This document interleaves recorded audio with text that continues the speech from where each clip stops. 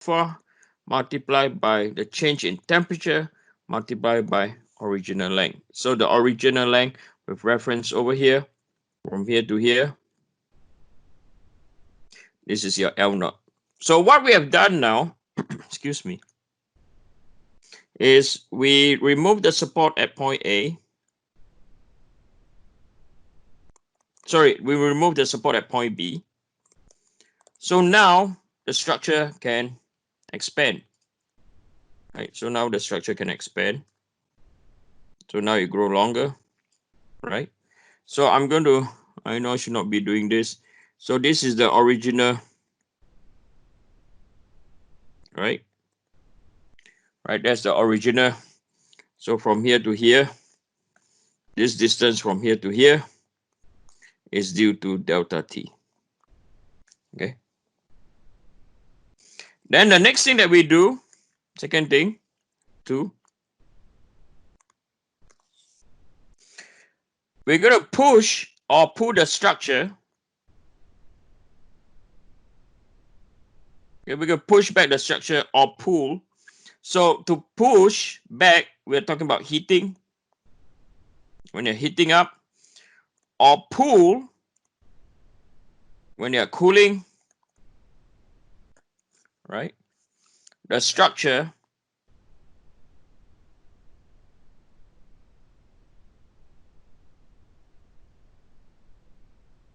back to its original position.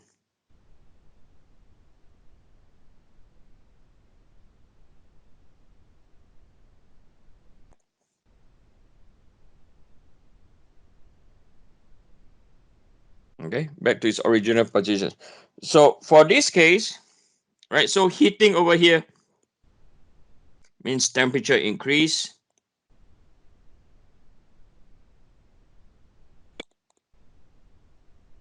Cooling over here means temperature decrease, right? And then the formula that you're going to apply is equal to delta P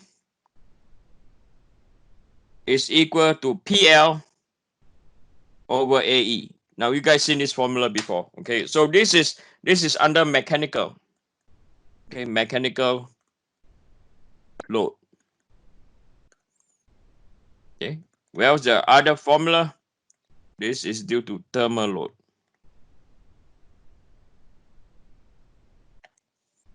Okay. And then you substitute step number 3, like what we've seen before, like a statically indeterminate structure where you have delta T plus by delta P. The whole thing will be equal to 0. Okay. So also note, an important thing to take note is that delta T and delta P are always in opposite direction. Looks familiar, isn't it?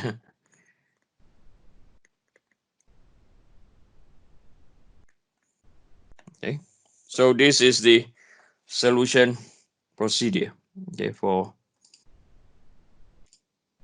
thermal strain. Okay, this is the solution procedure. Oh, I forget to draw the diagram. I do apologize. Okay, I'm going to draw the diagram. I forgot. Okay, so what we are doing down here is now, right, we have this structure over here. We're going to push it back to its original position.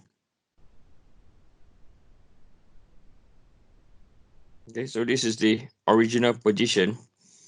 We're going to push it back, and the load that we're going to apply is P over here, and the deflection, right? So our original was here. So we're going to push it back, and how much we're going to push it back is this distance over here, and this is what we call our delta P. And then finally, right, finally at step 3, you substitute in this formula over here or this condition over here, and then always delta T and delta P are always in the opposite direction, right? So that is the theory behind thermal expansion, okay, or thermal strain. Sorry, is due to heat. Sorry, actually not. So now let's look into another example. So this is our example number 2.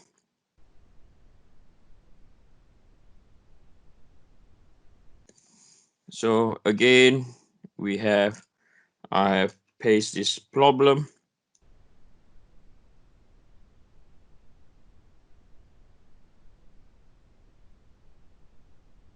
Okay. So let's look at this problem now, okay?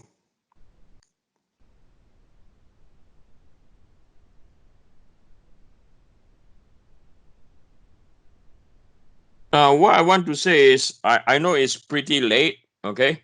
So if you guys find tiring, I always upload the video, okay? Usually it's the last half an hour. That is the most important thing that happens, but all of you like, I'm done, okay? So bear with me, okay? You can also watch the video, okay? Which I upload on YouTube, especially the last half an hour. People will usually have issue, right? So at room temperature, so T naught, our original temperature, so T naught is at 20 degrees C, right? And at 20 degrees C, we see that we have a 0.5 millimeters gap, okay?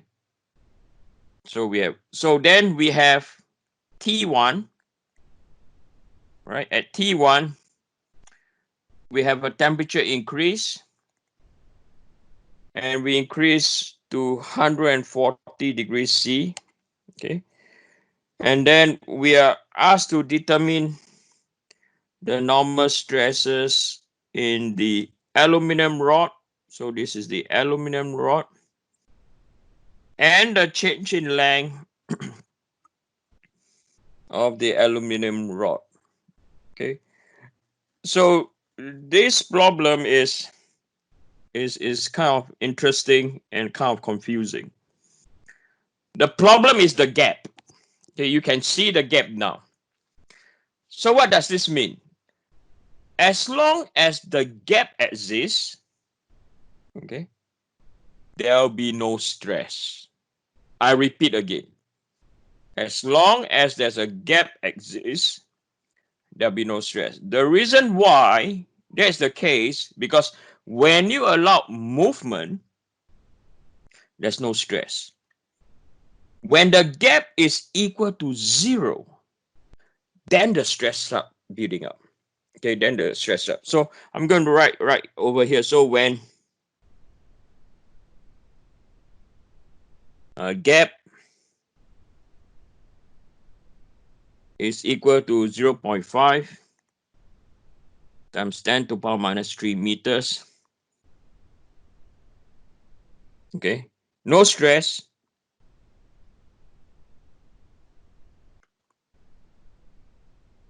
Right, will be induced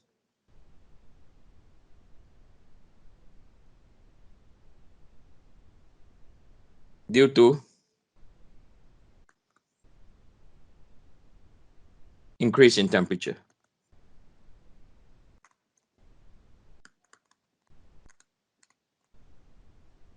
Okay, so stress will only be generated due to temperature change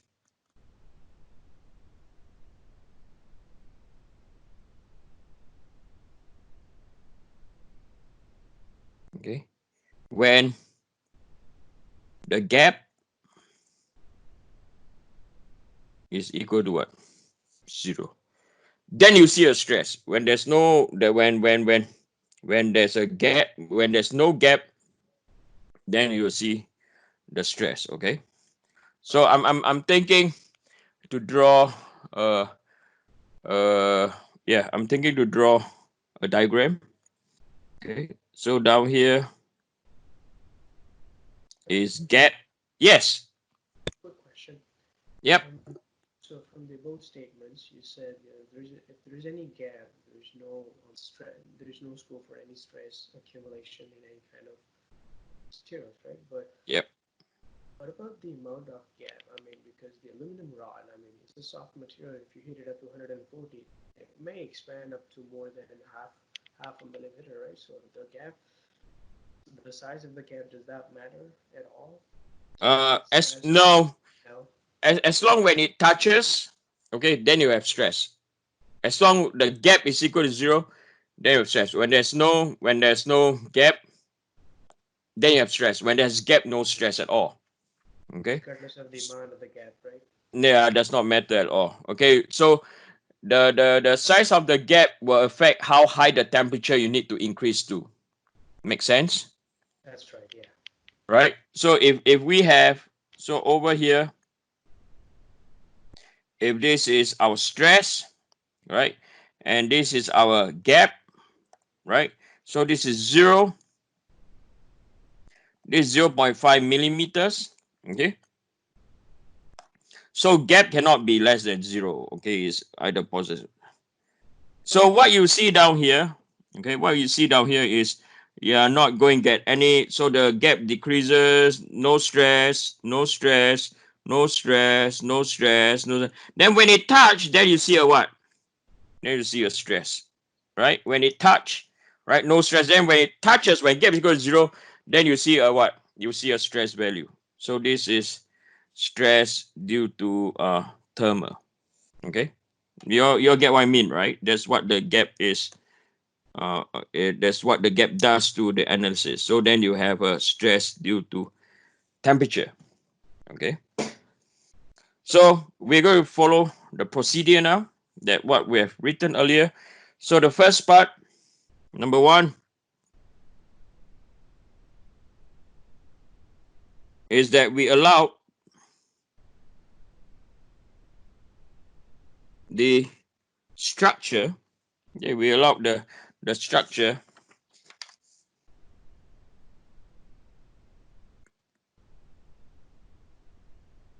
to expand freely,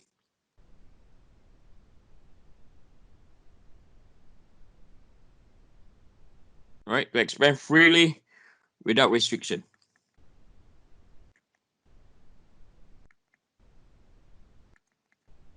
Okay, we allowed it to grow. So what we are saying down here is we have one side. Okay, so originally this is how our structure is look like. So this is our point A, right? Then we have our structure over here, one side, our aluminum, right? And then the other side, point B.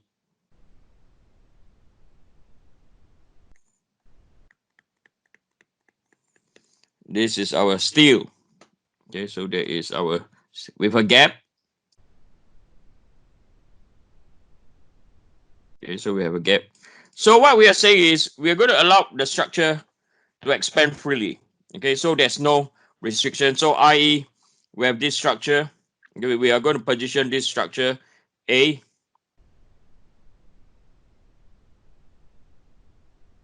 Right. The brass, sorry, the aluminum, feel free to expand anywhere you want. B. Okay, so we have structure of the steel. Right. So we are not going to restrict it. Grow anywhere to you want. Okay. I want you to expand. And I want to calculate how much expansion that you will have. Okay, how much expansion that you have. So the way to do this, so we're going to calculate the expansion, or yeah, I'm going to do over here, right? So the expansion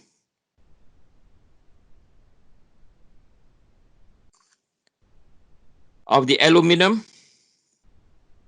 So this is equal to 23 times 10 to the power minus 6 multiply by change in temperature 140 minus 20, right? So T1 is your new temperature. Your reference temperature is T0.